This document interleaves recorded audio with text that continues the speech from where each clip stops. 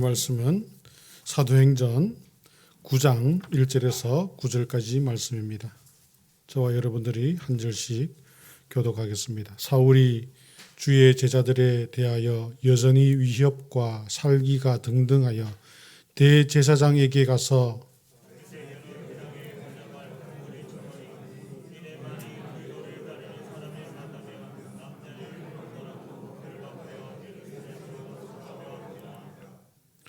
사울이 길을 가다가 다메섹에 가까이 이르더니 홀연히 하늘로부터 빛이 그를 둘러 비추는지라.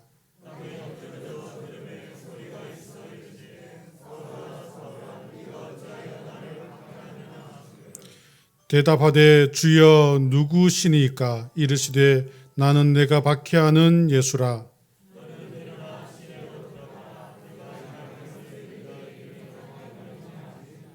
같이 가던 사람들은 소리만 듣고 아무도 보지 못하여 말을 못하고 서 있더라.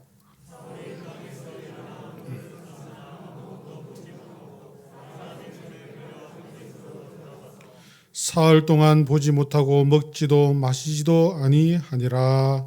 아멘. 날씨가 많이 쌀쌀해졌습니다. 날씨가 쌀쌀해졌다는 것은 이제 연말이 다가온다는 것이 아니겠습니까? 이제 2달하고 조금 더 남았습니다.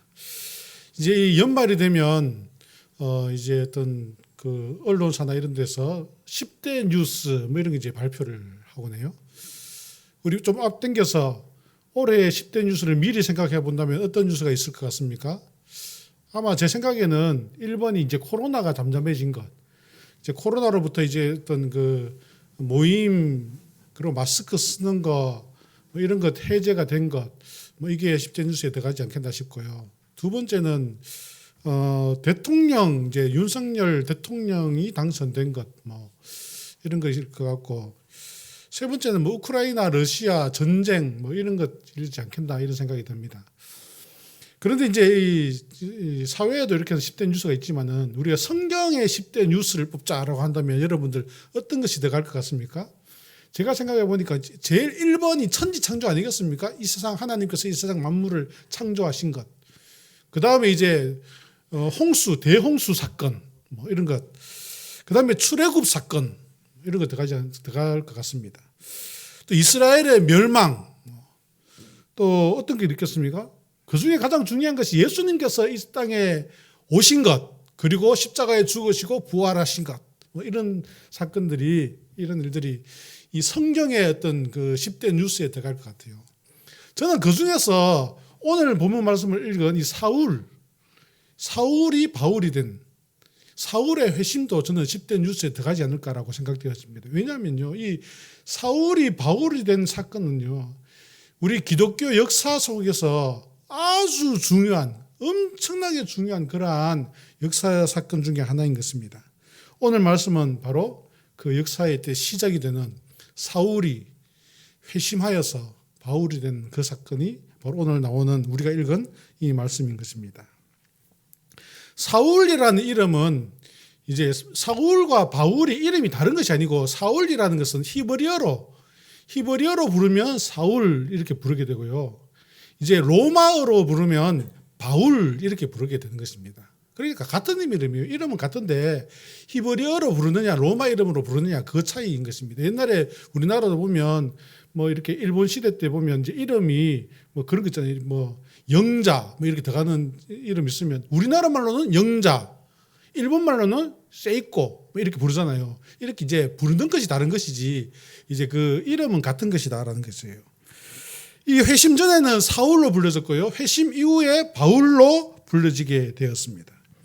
기록에 따르면 사울의 외모적인 모습이 참 한마디로 말하면 보잘것이 없었다 이렇게 어떤 기록에 전해지고 있는데요.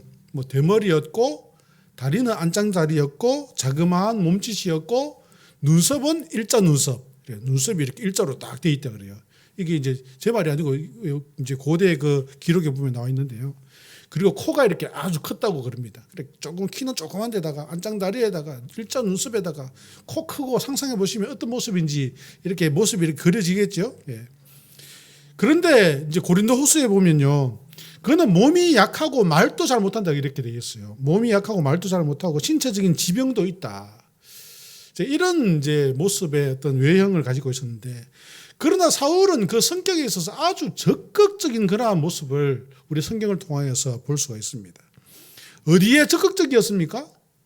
예수 믿는 사람 핍박하는데 적극적이었어요. 아주 열심히, 그냥 다른 사람의 열심보다도 열심히 특심하여서 그냥 예수 믿는 사람 핍박하는 일에 열심하였던 그러한 모습을 가지고 있는 사람이었습니다. 그래서 우리가 지난번에 앞에서 봤는 스데반 집사의 순교 사건, 그때에 이 스데반 집사의 순교를 주동한 사람이 바로 이 사울이었던 거죠. 이와 같이 이 사울은 마치 히틀러가 유대인들을 찾아서 그 유대인들을 처형하는 그러한 모습과 같이 악독한 열심이 강한 그러한 사람 중에 한 사람이었습니다.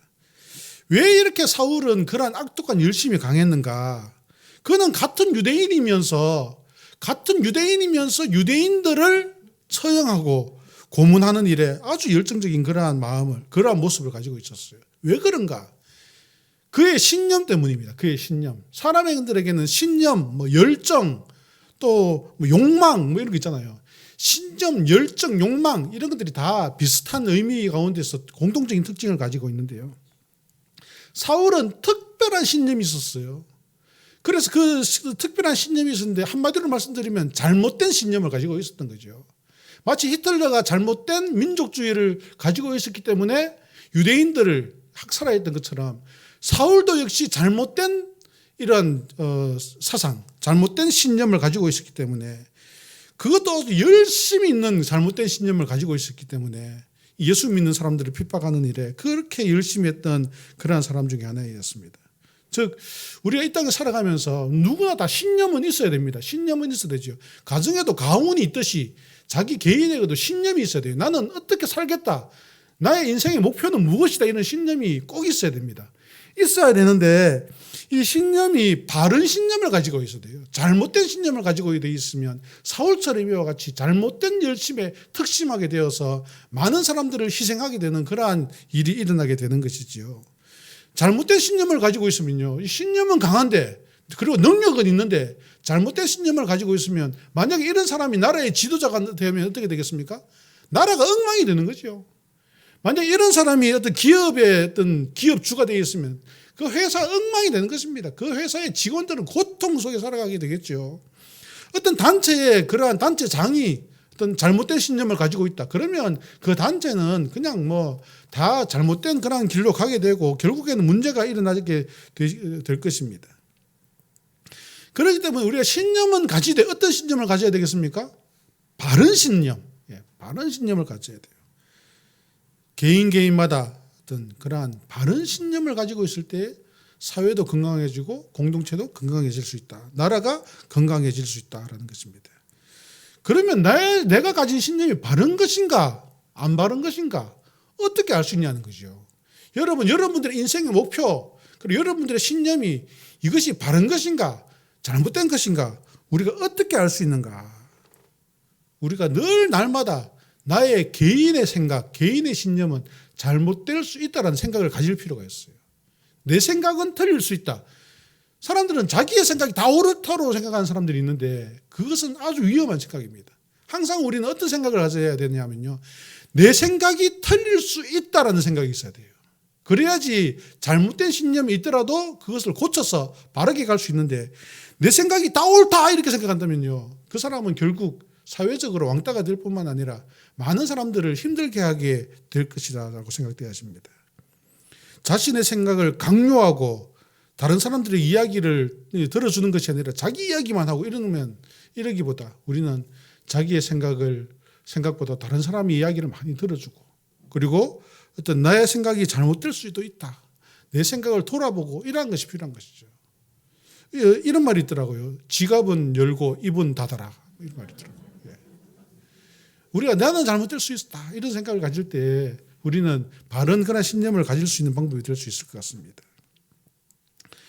그러나 열심히 하는 것, 그리고 바른 신념을 가지고 열심히 하는 것이 중요한데, 이 사울은 어땠습니까? 잘못된 신념으로 열심히 하니까 결국에는 하나님 입장에서 볼 때, 하나님께서 보실 때 잘못된 그러한 길로 더 열심히 달려가더라는 것입니다. 잘못된 길로 더 열심히 달려가더라. 만약에 제가 집으로 가는데 저희 집이 이제 이쪽 북쪽으로 가야 되니까 북쪽으로 가야 되는데 남쪽으로 간다. 길을 잘못 들어놓고는 열심히 달린다. 그러면 어떻게 되겠어요? 돌아오는 길이 어마어마하게 멀겠죠. 차라리 그냥 아무것도 안 하고 그 자리에 가만히 서 있었으면 집에 가는 것이 빠를 건데 잘못된 길로 열심히 달리면 도리어 돌아오는 것이 더 힘들게 되더라는 거죠. 신앙생활도 마찬가지입니다. 신앙생활도 열심히 하는 것 중요합니다. 우리 신앙생활을 하되 열심히 해야죠. 왜? 신앙생활을 하는데 그냥 하는 것도 아니고 안 하는 것도 아니고 그냥 미지근하게 그렇게 신앙생활은 하는 것이 아니고 신앙생활은 열심히 해야 됩니다. 열심히 하는데 어떻게 열심히 해야 됩니까? 바르게 열심히 해야 된다는 거죠. 성경적으로 신앙적으로 우리가 바르게 열심히 해야 된다는 것입니다. 교회를 오래 다니면 오래 다닐수록 제가 이제 다른 많은 분들을 경험해 보잖아요. 목회자들은 많은 사람을 경험해 보잖아요. 많은 사람을 경험해 보니까 교회에서 가장 교회를 힘들게 하는 사람은 어떤 사람이냐면요. 교회를 가장 오래 다니면서 가장 열심히 일을 하는 사람.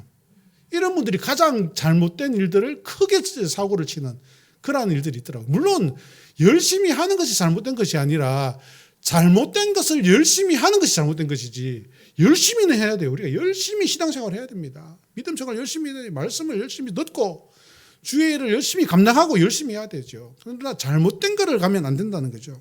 제가 예전에 어떤 교회에 이제 있을 때 어떤 교회 있는데 이제 새로 어떤 그 부부가 등록을 하셨어요. 부부가 등록을 하셨는데 다른 지방에서 이제 이사 오셔갖고는 이제 등록을 하셔서 신앙생활을 하시는데 예배도 막 열심히 예배도 막 다 나오시고 어떻게든 막 교회를 섬기려고 열심히 하시는 거예요. 그러니까 이제 목사님 보시기도 그렇고 다른 분들 보시기도 그러니까 보니까 저분들이 참 좋은 일꾼이 우리 교회에 들어왔구나.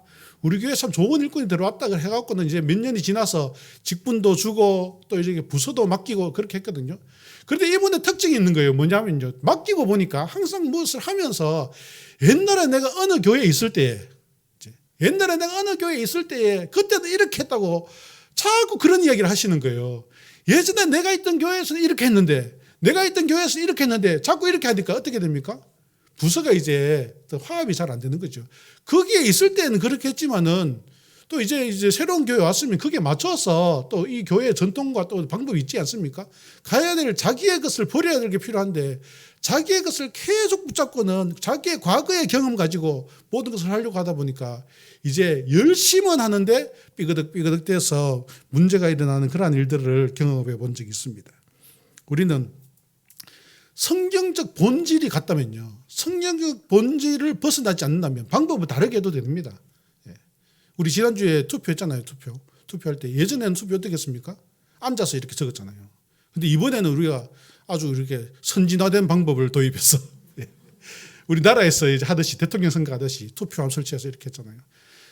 성경적 본질이 같다면 방법은 이렇게 해도 되고 저렇게 해도 되는 것이에요. 그런데 나는 옛날에 이렇게 했어 그러면서 옛날에 했던 대로 해야 돼 그리고 자꾸 이렇게만 주장한다면 이제 서로가 문제가 생기게 되는 것이지요. 우리는 우리의 신념, 우리의 사상, 우리의 생각을 어디에 맞춰야 됩니까? 하나님 안에서 맞는가 틀리는가, 성경 안에서 맞는가 틀리는가, 이것만 맞으면 이렇게 해도 되고 저렇게 해도 된다는 거죠. 자기의 경험과 신념을 끝까지 주장하다 보면 문제만 일으키게 되더라라는 것입니다. 우리는 열심히 어떤 열심인지 돌아볼 필요가 있습니다.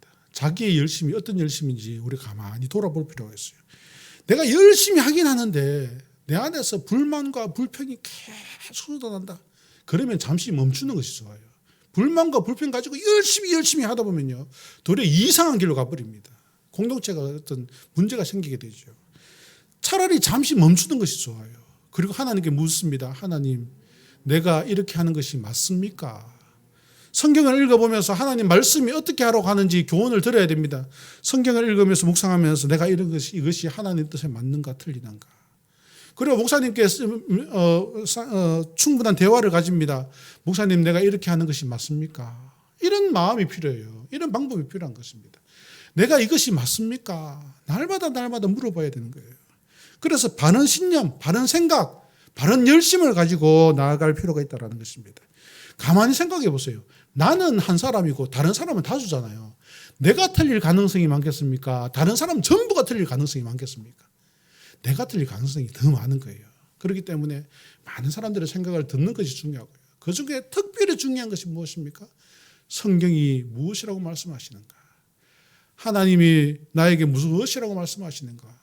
기도해 보면 하나님 내가 이렇게 하는 것이 맞습니까? 물어봐야 되는 거예요. 목사님 내가 이렇게 하는 것이 맞습니까? 물어봐야 되는 거예요. 성도들 간에 내가 이렇게 하는 것이 맞는가? 나도 의심이 생긴다. 물어봐야 되는 거예요. 그럴 때 바른 신념을, 바른 생각을, 그리고 바른 길을 갈 수 있게 된다라는 것입니다. 사울이와 같이 예수 믿는 사람들을 핍박하게 된 것. 그는 열심히 했는데 잘못된 신념으로 잘못된 것을 열심히 했었던 그러한 사람이었습니다. 그런데 사울은 그러면 어떻게 예수님을 만나게 되었습니까? 사울이 변화되게 되잖아요.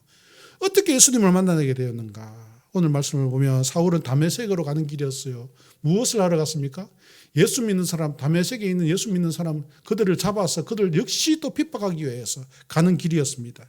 이 다메섹이 어디냐면 지금의 이스라엘 북쪽의 시리아라고 있는데 시리아의 수도 다마스커스, TV에 보면 다마스커스 이렇게 나옵니다. 그것을 히브리어로 말하면 다메섹 이렇게 이제 불려지는 것이죠. 사울은 이 다메섹에 있는 기독교인들을 핍박하기 위해서 그들을 이제 잡기 위해서 다메섹으로 가는 길이었는데 다메섹에 딱 다다를 때에 예수님께서 사울을 딱 찾아오시는 거예요. 예수님을 핍박하는 자들을 잡으러 가는데 예수님께서 그를 그 자리에서 확 죽여버린 게 아니라 그냥 우리 인간들 같으면 어떻겠어요? 인간들 같으면 나를 핍박하고 나에게 어떤 고통 주는 사람 어떻게 하고 싶습니까? 그냥 똑같은 고통을 주거나 아니면 좀 심하게 말하면 그냥 확 죽여버리고 싶다 이런 마음이 들잖아요. 그런데 예수님께서는 그렇게 하시는 것이 아니라 이 사울을 찾아가셨어요. 찾아가셨으면 사울아 사울아 네가 어찌하여 나를 핍박하느냐 물으시는 거예요. 사울은 그 예수님 앞에 콱 꼬그라졌어요. 무릎을 꿇었습니다. 눈이 멀어졌어요. 아무것도 보지 못했어요. 음성만 들립니다. 사울아 사울아 네가 어찌하여 나를 핍박하느냐. 예수님께서는 사울이 확 죽어버리기를 원하신 것이 아니라 변화받기를 원하셨어요.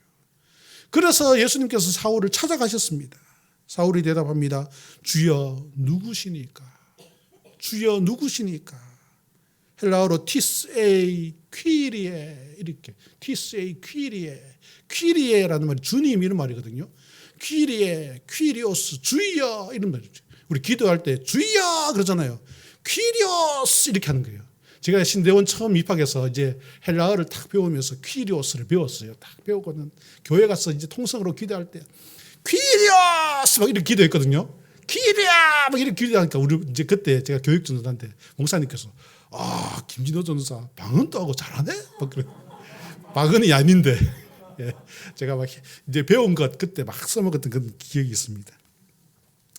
사울이 그럽니다. 주여 누구시니까? 이 주여라는 말은 여기서 퀴리의 주여라는 말은 그냥 선생님 이런 것이 아니고요. 아주 초월적인 존재, 신적인 존재에게 부르는 그런 말이에요. 주님 이렇게 부르는 거예요. 사울은 예수님의 부르심에 주여 누구시니까 이렇게 말합니다. 예수님께서 딱 사울을 찾아가실 때 그래서 네가 어찌하여 나를 핍박하느냐 찾아가셔서 그가 변화되기를 원하셨고 사울은 자기의 의도와 상관없이 퀴리에스, 티세이 퀴리에스, 퀴리에 이렇게 이제 대답을 하는 것을 볼 수 있습니다. 예수님께서는 찾아가세요. 예수님께서는 찾아가십니다. 누구든지 찾아가십니다. 예수님께서는 우리를 구원해 주시기 위해서 이 땅에 찾아오셨어요. 우리가 불러서 내린 것이 아니라 우리가 어떤 찾아간 것이 아니라 다른 종교는 어떻습니까? 세상의 다른 모든 종교는요 인간이 찾아갑니다. 찾아서 가요. 산을 찾아가고 어디를 찾아가고 뭐 성지를 찾아가고 그러나 우리 기독교는요 주님께서 우리를 찾아오시는 거예요. 그렇기 때문에 우리가 참 종교입니다. 참 신이시고 참 하나님이시고 참 종교인 거예요. 인간이 찾아간다면 그게 무슨 신입니까? 신은 우리 인간의 생각을 초월하시고 우리가 우리를 사랑하는 것보다 더 사랑하셔서 그의 아들 독생자 예수 그리스도를 이 땅에 보내시고 우리를 찾아오셔서 우리를 구원하시기를 원하셨어요. 어떠한 차별도 하시지 않습니다. 우리 인간 같으면 사울을 그냥 죽여버리겠다 이런 마음이 있지만은 예수님은 죽여버리겠다 이런 것이 아니라 네가 변화받기를 원한다. 네가 왜 나를 핍박하느냐 그러시는 거예요. 네가 왜 나를 핍박하느냐. 하나님께서는 우리에 대해서 어떠한 모습으로도 차별하지 않으십니다. 원하시는 것은 모든 백성들이, 주의 백성들이 주님 안에 나와서 회복되어지고 예수 믿고 구원받기를 원하신다는 것입니다. 그렇기 때문에 그것이 은혜이고 그렇기 때문에 그것을 우리가 감사해야 할 이유인 것입니다. 우리 하나님을 찬양해야 될 이유가 그것이에요. 주님께서 우리를 찾아오셔서 우리를 직접 구원하여 주셨다는 것입니다. 이것을 우리는 감사하고 그에게 영광 돌릴 수밖에 없는 것입니다. 찬양할 수밖에 없는 것입니다. 예수님은 사울을 변화시키기 위하여 찾아가셨습니다. 그의 행실이 악하였을지라도 그가 변화되어서 예수님의 제자 되기를 원하셨다. 주님께서는 어떠한 자든지 변화받고 예수 믿고 구원받아 주의 제자 되기를 지금도 우리에게 원하신다는 것입니다. 우리의 인간적 어떠한 모습 그것이 아니라 누구든지 예수 믿고 구원받아 주의 거룩한 제자 되기를 원하신다라는 것입니다. 그래서 예수님을 만난 사울은 어떤 모습이었습니까? 사울은 그 자리에 엎드려졌습니다. 예수님 찾아오셔서 어찌하여 내가 나를 핍박하느냐 할 때 사울은 그 자리에 엎드려지게 되었어요. 아무것도 볼 수가 없었습니다. 스스로 걸을 수도 없었고요. 3일 밤낮을 아무것도 먹을 수도 없었고 마실 수도 없었어요. 마치 살아있으나 살아있는 사람이 아니죠. 죽은 것과 같은 것이죠. 이것을 보면 어딘가 연상되어지는 것이 있지 않습니까? 예수님께서도 십자가에 못 박혀 죽으신 이후에 3일 동안 무덤에 계셨고 다시 부활하신 것처럼 사울도 역시 그가 살아있으나 살아있는 것이 아니라 죽은 것과 같은 그러한 모습이었다는 것입니다. 예수님을 만나는 순간 그는 결국 그 과거에 그의 인생의 모든 것은 다 죽었다는 거예요. 예수님을 만나는 순간 인간적 모든 것을 다 죽었다. 그리고 사울은 바울로 다시 태어나게 되는 것입니다. 육신의 생명은 있으나 그의 지식이나 삶의 경험이나 그의 신념이나 모든 것이 다 죽고 예수님으로 인하여서 새롭게 구원의 길로 나가게 되는 그러한 모습을 오늘 말씀을 통해서 보겠습니다. 예수님은 죽음으로부터 우리를 새롭게 구원의 길로 인도하여 주시는 것입니다. 우리의 모든 죄를 죽음으로 예수님께서는 씻어주셨어요. 십자가의 죽으심으로 우리의 모든 죄를 다 씻어주셨어요. 예수님께서 죽으심으로 우리는 죄 씻음을 받을 수 있었고 구원함을 얻을 수가 있게 되었습니다. 기독교는 그런 것입니다. 기독교는 내가 사는 것이 아니라 내가 죽는 것이 사는 것이 되는 그것이 기독교라는 것입니다. 내가 죽지 않으면 우리는 살 수가 없는 것이 기독교예요. 기독교는 내가 죽고 무엇으로 살아야 합니까? 예수로 다시 부활하여 살아야 되는 것입니다. 이것이 바로 기독교의 핵심인 것입니다. 나를 죽이지 못하면 구원이 없어요. 나를 죽여야 됩니다. 나의 신념, 나의 경험, 나의 지식 이것으로 천국 가는 것이 아니라 우리는 예수를 믿음으로 나의 모든 것은 다 죽고 새롭게 거듭나 태어남으로 구원받게 되는 것이 바로 기독교다라는 것입니다. 우리는 죽어야 할 것이 무엇입니까? 우리는 죽어야 할 것들 붙잡고 살아가는 그런 인생 아니겠습니까? 인생인 것을 볼 수 있습니다. 우리는 이 땅에 살아갈 때 죽어야 될 것, 그것 붙잡고 살아가요. 그것 붙잡고. 지금 빨리 죽어야 되는데 안 죽으려고 죽어야 사는데 그것 안 놓으려고 하는 그런 모습을 볼 수 있습니다. 예수 앞에서 모든 것이 죽게 될 때에 새롭게 살아나게 된다는 것을 우리가 깨닫고 우리는 이 땅에서 우리의 인간의 것들 다 주님 앞에 내어놓고 우리는 주님의 은혜 가운데 새롭게 태어나는 영광과 은혜가 있는 여러분들 되시길 주님의 이름으로 축원합니다. 예수님 앞에 무릎을 꿇어야 돼요. 예수님 앞에 엎드려야 됩니다. 예수님 앞에서 눈을 감아야 됩니다. 예수님 앞에서 세상을 바라보는 것이 아니라 주님만 바라봐야 되는 것입니다. 예수님 앞에서 무엇을 먹을까, 무엇을 입을까 걱정하는 것이 아니라 하나님께서 채우시는 것을 우리는 바라보는 그러한 삶의 모습이, 그러한 생각과 그러한 마음의 뜻이 있어야 되는 것입니다. 오직 예수님의 음성만 들을 때 우리는 영원한 천국이 우리에게 주어지게 되는 것입니다. 우리는 그리고는 땅 끝까지 이르러 내 증인이 되라고 하시는 주님의 거룩한 명령을 받게 되고 결국 주의 영광된 제자로서의 삶을 살아가게 되는 것입니다. 사울은 이와 같이 예수님을 만나서 바울로 변화되게 되었습니다. 사람들은 인생에서 누구를 만났느냐에 따라서 사람의 모습이 많이 바뀌는 것을 볼 수 있어요. 우리나라가 과거에 어떤 그 스케이트 뭐 이런 데 좀 약한 나라였잖아요. 동계 스포츠에 약한 나라였잖아요. 그런데 확 뒤집어 놓은 사건이 무엇입니까? 김연아가 이거 그 피겨 스케이트에서 세계 1등을 하면서 우리나라의 동계 스포츠의 이 계보를 확 바꿔버렸잖아요. 그때 김연아가 이와 같이 1등이 될 수 있었던 것은 누구를 만났기 때문에 바로 그 캐나다 코치 브라이언 오스라는 사람을 만나니까 그가 완전히 확 바뀌어서 이 나라의 어떤 모습까지도 바꿔버리잖아요. 우리가 잘 아는 역사적인 헬렌 켈러, 이 사람은 엄청난 많은 장애를 가지고 있었지만 앤 설리반이라는 선생님을 만나게 될 때 그의 인생이 확 변화되거든요. 그의 인생이 변화되어지니까 그의 연구를 통하여서 인류의 역사에, 인류 과학에 많은 큰 기여를 하게 되고 노벨상이라는 상까지 받게 되는 그러한 것을 볼 수 있습니다. 사울도 역시, 사울은요, 그 출신과 그 능력이 특별한 사람이었습니다. 사울은 길리기아 다소라는 곳에서 태어났는데요. 태어날 때부터 유대인이었어요. 유대인으로 태어났는데 그것도 이제 베냐민 지파로 태어나게 되었습니다. 순수 히브리인이었죠. 순수 히브리인이었죠. 혈통적으로 순수한 히브리인이었습니다. 난지 8일 만에 할례를 받았고 유대교 전통에 따라서 유대교 전통에 아주 능통한 그런 사람이었고 출생 때부터 로마의 시민권을 가진 사람이었고 또한 그는 그 당시에 최고의 어떤 유대 학자인 가말리엘로부터 그 수학을 받은 그러한 사람이었습니다. 철저한 바리새인이었고 실력과 능력을 갖춘 젊은 그러한 지도자로서의 어떤 그러한 모습을 갖춘 사람이었습니다. 그러나 그는 예수님을 만났을 때 완전히 변화되게 되는 것입니다. 이전에 그가 가졌던 모든 그 배경들, 이 모든 것들은 다 성경에 보면 나오지 않습니까? 똥과 같이 이겼더라. 이것은 다 버리고 다 죽고 새롭게 우리는 이 바울이로 새롭게 나타나는 그런 모습을 발견하게 되는 것입니다. 결국 사울이 바울이 되니까 어떻게 되었습니까?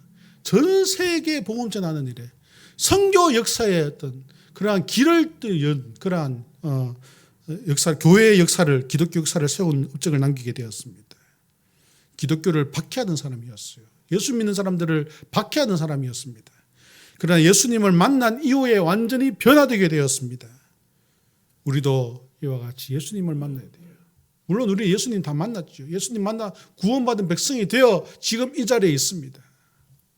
우리는 지금도 예수님을 알지 못하는 자들을 예수님을 만날 수 있도록 해야 되겠습니다. 우리의 자녀들에게 예수님을 만나게 해야 되는 것입니다. 세리장 삭개오가 예수님을 만났을 때 그가 변화되어서 그의 삶이 변화되어졌고 소경 바디메오가 예수님을 만날 때 이 나면서부터 보지 못하였던 것들이 이제 눈을 뜨게 되었고 12년간 혈루병을 앓았던 여인이 예수님을 만나게 될 때 병의 근원을 해결하게 되고 근원이 사라지게 되었고 베데스다 연못에 38년 된 병자가 예수님을 만났을 때 38년이라는 투병 생활을 마감할 수가 있게 되었던 것을 볼 수 있습니다. 갈릴리의 단순한 어부였던 베드로, 안드레, 야고보, 요한이 예수님을 만나자 예수님의 제자가 되었던 것을 볼 수 있습니다. 우리도 예수님 만나 예수님 안에서 예수 안에서 우리의 삶이 변화되어져서 주님의 영광스러운 일에 크게 쓰임받는 자들로 나아가는 우리 여러분들 되시길 간절히 바랍니다.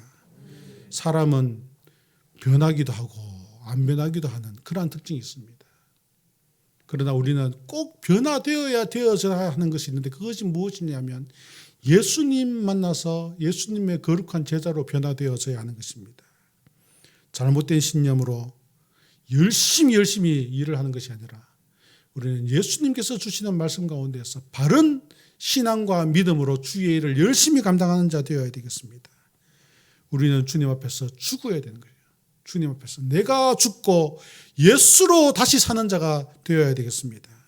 그래야 해서 예수의 가장 충성된 일꾼이 되어서 주님 오시는 그날에 칭찬받는, 잘했다 칭찬받는 우리 모든 성도들 되시기를 주님의 이름으로 축원합니다. 다 같이 기도하겠습니다. 고마우신 하나님, 오늘 또 귀한 말씀 주시니 감사합니다. 주님께서 우리를 찾아오셔서 주의 거룩한 자녀 되게 하시고 주의 일꾼 되게 하셨는데, 주여 우리도 주의 말씀과 같이 주님의 뜻에 따라서 열심히 주의 일 감당하는 자 다 되게 하여 주시옵소서. 예수님의 이름으로 기도드립니다. 아멘.